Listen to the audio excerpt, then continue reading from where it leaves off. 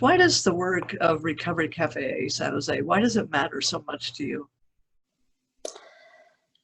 I think that we are really a very broken world, and I think unfortunately we've seen more of that in the recent past couple of years more than ever, and that I feel like every individual is born with potential, and that things happen along the way that begin to break that person down. And so Recovery Cafe offers a place where that healing can start happening. And as I said, that healing can be from substance abuse, it might be from a domestic violence background, it might be from homelessness, any kind of trauma.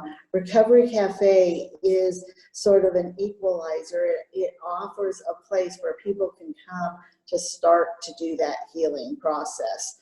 And it does it without judgment, or at least it tries to do it without judgment. And I really, that's what really resonates for me. What's one thing that Recovery Cafe did for a member that maybe you didn't expect? Two different members come to mind. One is somebody who sort of moved beyond being a member now and is a leader in the community. And that is, you know, I don't want to use names here. So that person was able to go through her own healing and then get a job at the university next door here, using what she learned from the cafe to help others, people who are coming out of jails. So she really learned did her own healing, and then uses those practices to help people get rid of some of the records of the past. And I think that was something that I thought, wow, you know, the cafe really gave somebody the inspiration that they could turn their own pain into healing for somebody else. The other thing just happened today, and there's a young member who's been a member for the last couple of months, who's living in an encampment and who's engaged with us through social media. So he, you know, reached out to us through social media today and talked about, hey, there was this guy in the encampment who was ODing, and I started talking to him about recovery, and now we're cleaning up the area together.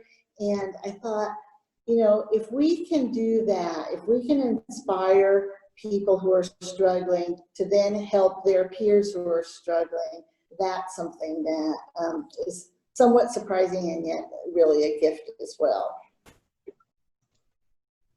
That's like, and that's amazing that he's able to and able to stay in touch through still living in an encampment. That's a pretty powerful connection right now. Yeah. Incredible. So next question, how is COVID-19 or Black Lives Matter, those, you know, are so front and center to what's important and happening and impacting all of our lives right now? How is that reshaping Recovery Cafe in this moment in time? So I think we're very connected with both of these things. So again, when we are ordinarily open, we're open again for meals, for recovery groups, and so forth. When we had to close because of COVID, what we've done is move everything virtually, and so people can attend their support groups via Zoom, and they can have phone connections with their facilitators and others to get the support that they need. And we're hand delivering groceries and other essential items to them. So that was one thing about the COVID that allowed us to continue to make that connection even in a very changing environment. And as far as Black Lives Matter, because of our close proximity to City Hall Plaza, where a lot of the demonstrations took place, members and staff members and others were able to participate in a lot of those actions. And it got us to really thinking about how racism also is a trauma that a lot of our members may have experienced, and for us to start looking at how we might think about looking at addressing that in our programs, in listening to the stories of our members' lives, to be more present to those stories of those impacted, and to really realize that even a small organization like this is part of a larger system that has been a part of systemic racism. And so how can we break that? You know, just, I think listening deeper, as white people, some are listening deeper, more, staying quiet more, and what we're learning about the trauma of racism is you know, knowing that there's a place that deals with trauma, I guess, means a lot. To know that there's a place where people can take that trauma and have it be in a safe environment and have people attend to it, and to know that now you know, having racism on the radar more for us, it just means so much to know that that's being tended to as a deep wound in our culture and in people's lives. So what are two things that we should know about you, Kathy, personally, I think, that would help us appreciate the kind of leader that you are? Tell us a couple things about you. Help us. So sanctuary members might not know this. You know, I'm very open with cafe members about this, but I have my own recovery journey. So I have my own history with alcoholism and drug addiction. And so have been able to piece together now more than 32 years clean and sober. But I think that very much informs who I am today. It gives me the opportunity to know my own path, and then to respect where other people are coming from. You know, there's that quote that says something about every person you meet is fighting a battle that you may not know anything about. And I think that's so much true. And so if I, as a leader, can not take everything at face value, you know, when there is conflict in front of me, be it on the cafe floor or between staff or whatever, for me to realize, hey, what's going on behind that? And people bring to the conversation their own baggage and history. So that's one thing that I think I bring to my leadership. The other thing is having some time. I'm a Valley native, so born and raised here. And so in doing so, and in working in the nonprofit field here for my entire, pretty much all of my career, I had a little bit of time in government as well, but it's made me form relationships and partnerships with a lot of different organizations. And so I really like to bring a lot of voices to the table and do that networking and bring different people together to help find solutions. So, hey, so here's a great question for you. I wish it was real. No, there might be a moment, but it's not. If it's not real, it's at least revealing. If somebody walked in today and said, "Hey, Kathy, you have unlimited funding. You can do whatever you want," what would it be that you would do? I definitely think that, you know, we touch just a smattering of those who are experiencing trauma in this valley. So it would be the ability to bring on more staff and more volunteers so that we can really expand throughout the area. I think that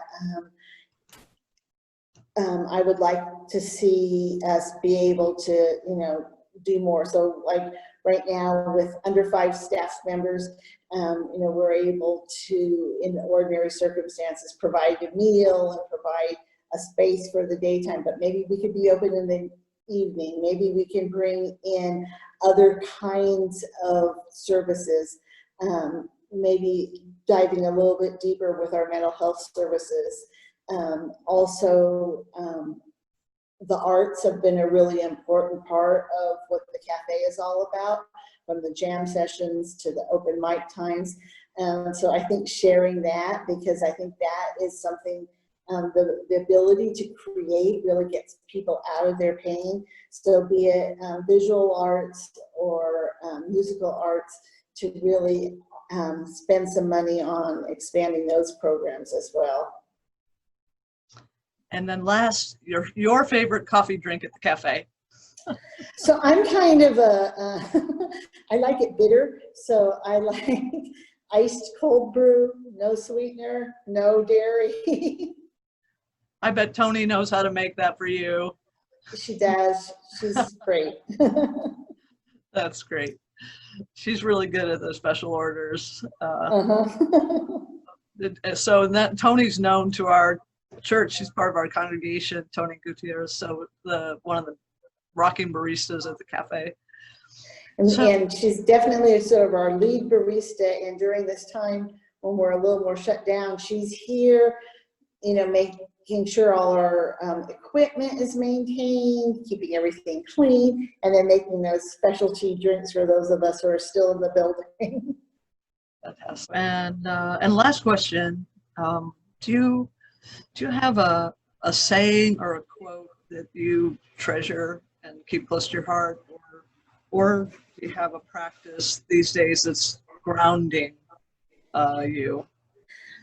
So one of my favorite quotes comes from one of my favorite authors, and that's Anne Lamott. For those of you who don't know, she's a Bay Area author, and actually one of my mentors in recovery is a good friend of hers. And so I've had an opportunity to hear her speak a couple times.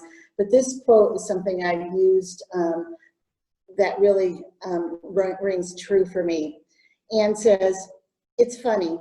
I always imagined when I was a kid that adults had some kind of inner toolbox full of shiny tools, the saw of discernment, the hammer of wisdom, the sandpaper of patience. But then when I grew up, I found that life handed you these rusty, bent old tools, friendships, prayer, conscience, honesty, and said, do the best you can with these, they will have to do. And mostly, against all odds, they will do."